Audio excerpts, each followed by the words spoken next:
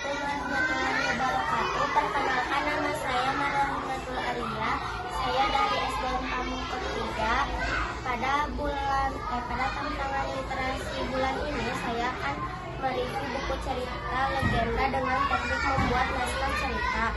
Judul buku yang saya baca kumpulan cerita rakyat Provinsi Jawa Barat. Penulisnya Maya Rohmayati, penerbit PT Sarana Pancakarya Nusa. Banyak halamannya, ada 51.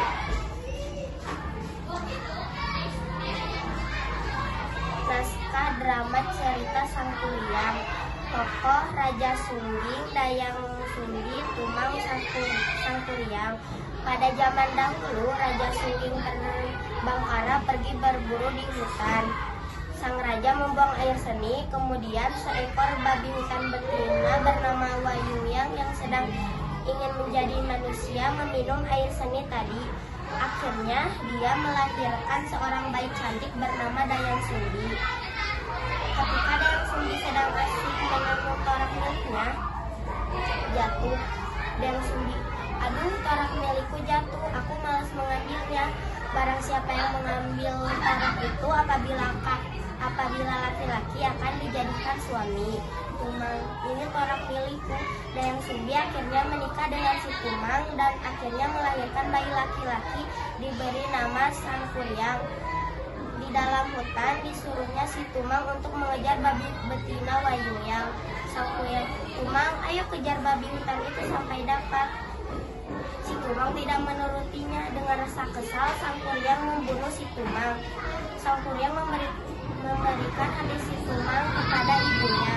Dayang Sumbi, "Enak sekali kau berburu hati apa ini?" "Loh," ibu tanya, "kau malah diam, hati binatang apa? Lalu mana si Tumang? Ibu tidak melihatnya hari ini." Sangkuriang, Bu, yang ibu makan adalah hati milik si Tumang. Aku tidak sengaja membunuhnya." Dayang Sumbi marah besar, kemudian ia memukul kepala Sangkuriang sampai terluka. Kemudian para dewa memberikan sebuah hadiah. Ia akan selalu muda dan memiliki kecantikan yang abadi.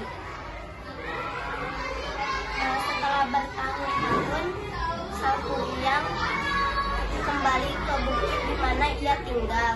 Sesampainya di bukit tempat dia dan ibunya tinggal, berubah, tidak ditemukan lagi sebuah pondok, tetapi sebuah kerajaan yang indah.